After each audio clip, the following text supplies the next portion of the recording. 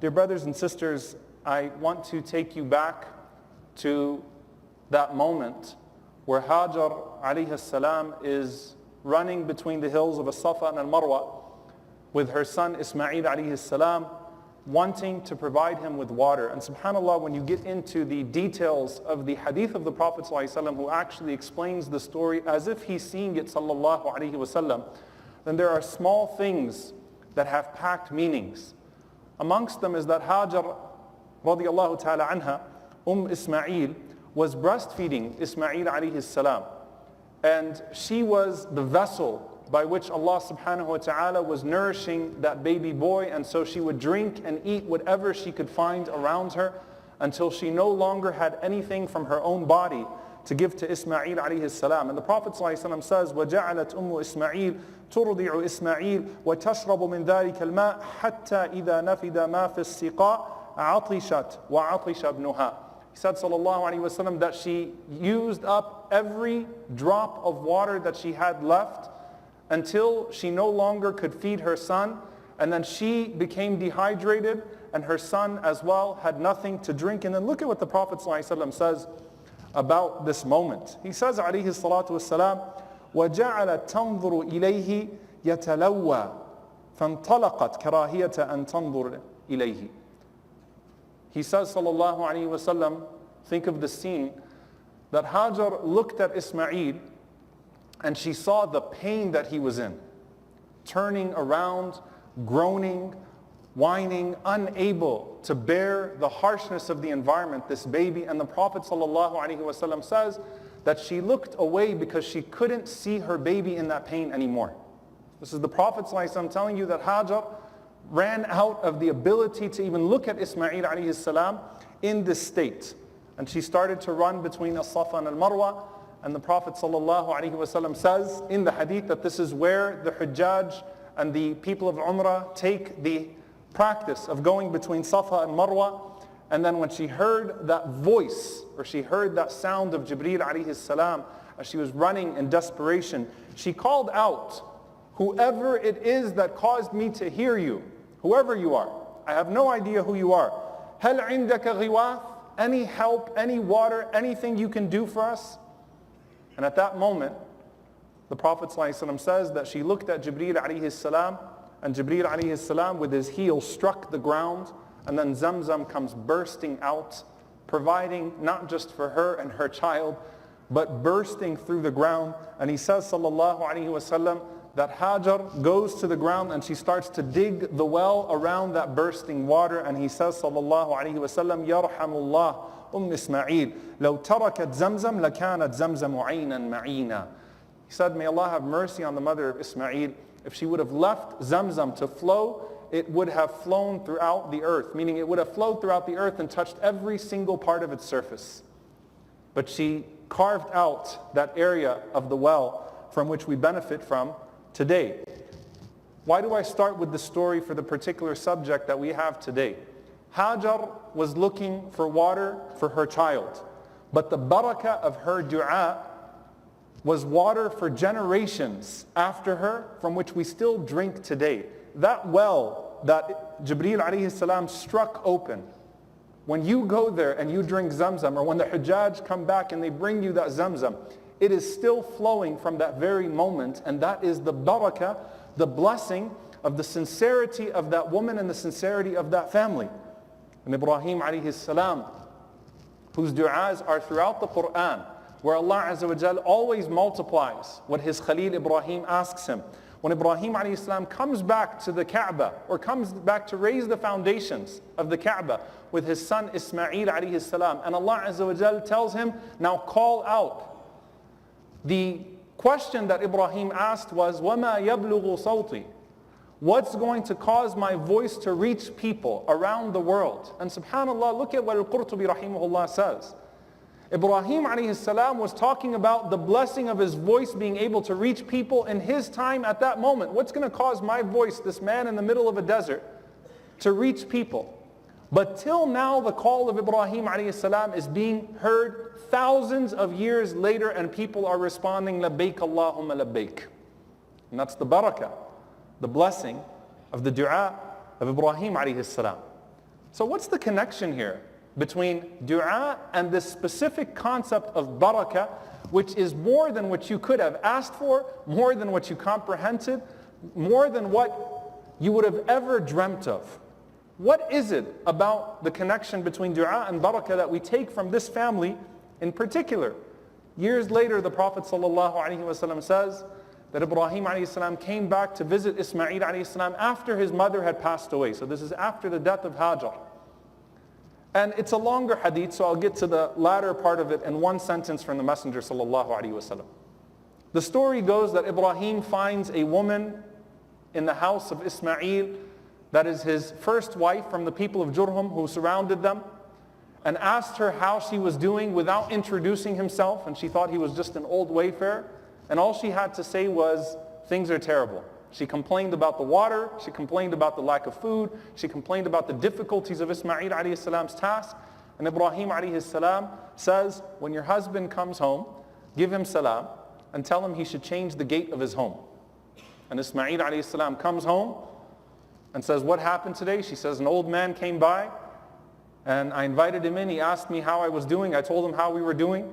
What did he say? He said, change the gate of the house. Ibrahim alayhi salam meant, of course, change her. And so Ismail alayhi salam said, well, that's a sign from my father. I've got to move on from you. Marries another woman. Ibrahim comes later and finds the exact opposite person. A woman who is grateful, who finds the barakah, the blessing of everything that is in her home. And listen what the Prophet ﷺ says in detail. He says, how is your situation? قالت نحن بخير وسعة. We are in good, and Allah Azza wa Jal has blessed us with much. We're living the life. Khair وسعة. We're living the life. The circumstances did not change. The perspective changed. We're blessed, alhamdulillah. Everything is blessed. Everything is great. All she had to say was alhamdulillah, and she meant it.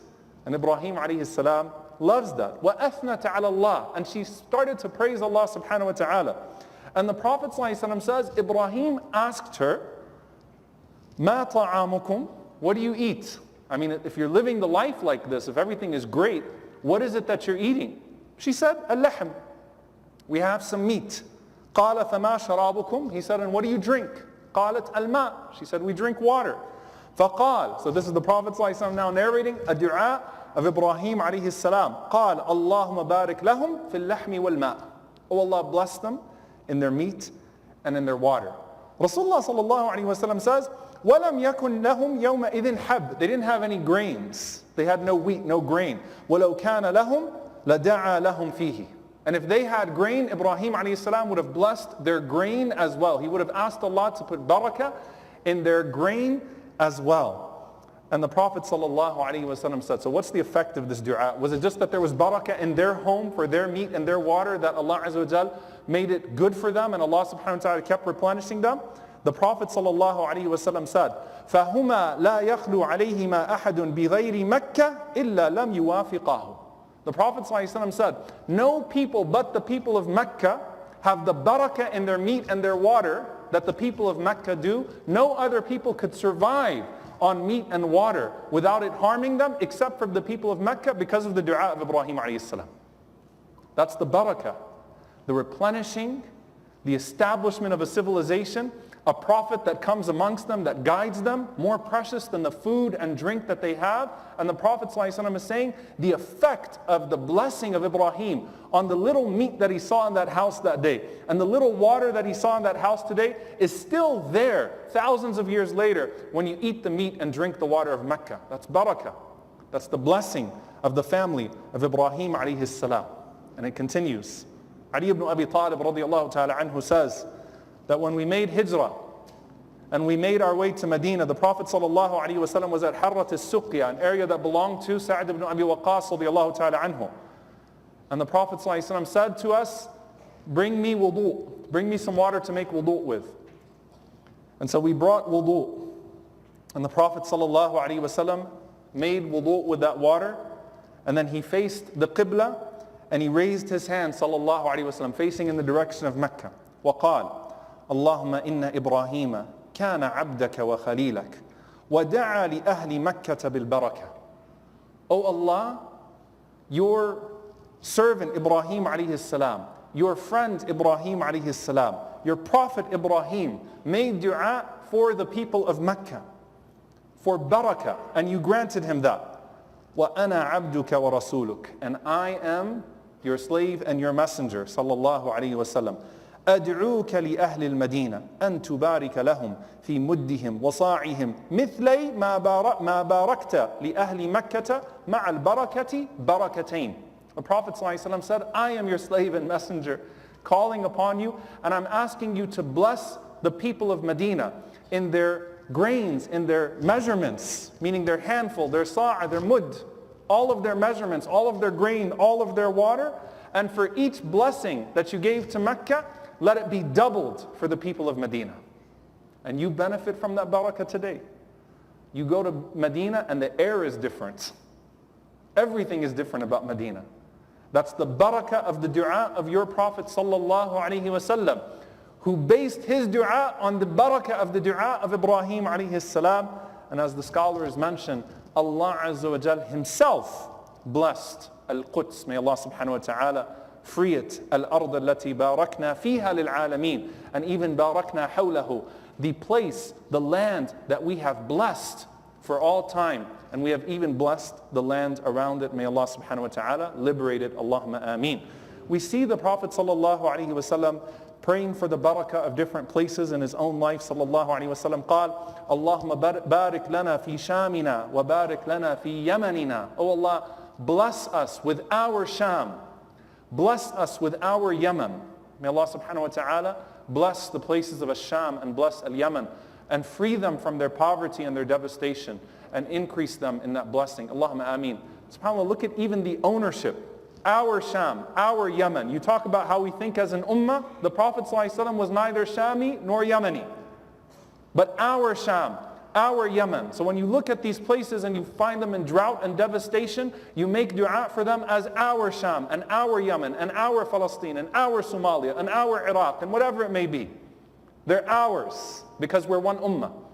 And we pray for barakah for them the same way we pray for barakah for ourselves. The Prophet ﷺ used to pray for barakah in certain times. قال عليه الصلاة والسلام اللهم بارك لي أمتي في بكورها. Oh Allah, bless my ummah in its morning hours. And as the narrators mentioned, that from that dua of the Prophet ﷺ, the ummah is more productive spiritually and even materially in its morning hours. That if a person were to start their day early after Fajr, they will find more blessing in that time than any other time of the day. And that's from the dua for barakah from your Prophet sallallahu alaihi wasallam. We find it from the Messenger sallallahu alaihi wasallam that when he would pray for a family, he would say, Barakallahu laka fi ahlika wa malik. May Allah subhanahu wa ta'ala bless you in your family and in your wealth. When people would get married, he would say what? Barakallahu lakuma wa baraka alaykuma wa jama'a baynakuma fi khair. May Allah pour his blessings upon you and between you. It was a constant habit of the Prophet sallallahu alaihi wasallam. And now we say, Eid Mubarak, Barakallahu fikum, Barakallahu lak. But are you really thinking about what you're saying? And I want you to think about this concept, subhanAllah, that the Prophet ﷺ taught us to even remove envy from ourselves by what? When you see someone who has something that you start to covet inside, the Prophet ﷺ taught us to say, Barakallahu laka fiha, or Barakallahu laka fihi. May Allah subhanahu wa ta'ala bless you with that which you have.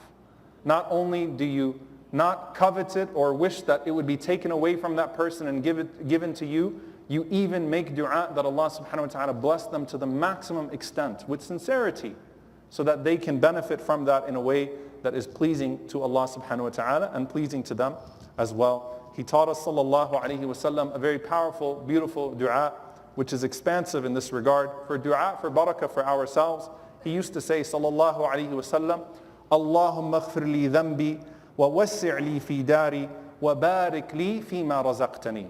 Allahumma aghfir li dhanbi. Oh Allah, forgive my sins. The number one reason why barakah is not present in something is because there's the disobedience of Allah subhanahu wa ta'ala in that thing.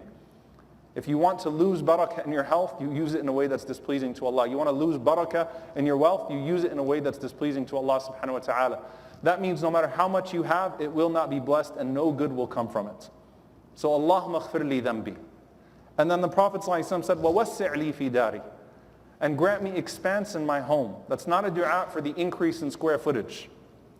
وَوَسِّعْ لِي دَارِي. If someone has barakah in their home, if it's a small apartment, they will find expanse in it. And if someone has no barakah in their home, it could be a 6,000 square foot house. And it'll feel like a grave. It's about barakah in that home. And there's something very profound about this as well, that it's an existing blessing. So I already have a dar, and I'm asking Allah to bless me in what I already have. وَبَارِكْ لِي فِي مَا رَزَقْتَنِي. And bless me in that which you provide me. So the existing blessings and the new blessings, let them come with the barakah of Allah subhanahu wa ta'ala. Allahumma ighfir li dhanbi wa wassi' li fi dari wa barik li fima razaqtani. In conclusion, dear brothers and sisters, the ulama talk about this contradiction of talab al-barakah bi niyat al-ma'asiyah. To ask Allah for blessing with the intention of disobeying Him. To ask Allah for a blessing with the intention of disobeying Him. You walk up to someone and say, make dua that Allah lets me get this job. Make dua that Allah lets me get this position. Make dua that Allah facilitates this for me. But your intention all along is to use that place or to use that position or use that possession in a way that's not necessarily pleasing to Allah subhanahu wa ta'ala. And when you say Bismillah, which opens barakah for whatever it is that you're going to do in the name of Allah, your intention is to do with that blessing what is pleasing to Allah subhanahu wa ta'ala. And when you say Alhamdulillah, after you recognize a blessing, Allah Azza wa Jal increases you so that you can increase in gratitude and hence be eternally blessed. And so, barakah is sought through al-birr. Barakah, blessing, is sought through the intention to do good. The intention to do that which is pleasing to Allah subhanahu wa ta'ala. And ma'asiyah and sin is what is self-defeating in regards to the request for barakah. And that's why Nuh alayhi salam said, فَقُلْتُ اسْتَغْفِرُوا رَبَّكُمْ إِنَّهُ كَانَ غَفَّارًا يُرْسِلِ السَّمَاءَ عَلَيْكُمْ مِدْرَارًا وَيُمْدِدُكُمْ بِأَمْوَالٍ وَبَنِينَ وَيَجْعَلْ لَكُمْ جَنَّاتٍ وَيَجْعَلْ لَكُمْ أَنْهَارًا. Nuh alayhi salam tells his people, if you seek forgiveness from Allah subhanahu wa ta'ala, Allah Azza wa Jal will pour His blessings upon you and around you in every single way. Why? Because it is sins that deplete and sins that remove any blessing and any request for barakah. So we ask Allah subhanahu wa ta'ala to bless us in all that we have and in all that we ask Him for and in all that He gives us, and to make us amongst the blessed, to make us amongst those who are accepted, and to make us amongst those who enjoy the most blessed position with our Prophet sallallahu alaihi wasallam in the highest level of Firdaus al-A'la. Allahumma ameen. أقول قولي هذا واستغفر الله لي ولكم ولسائر المسلمين فاستغفروا إنه الغفور الرحيم.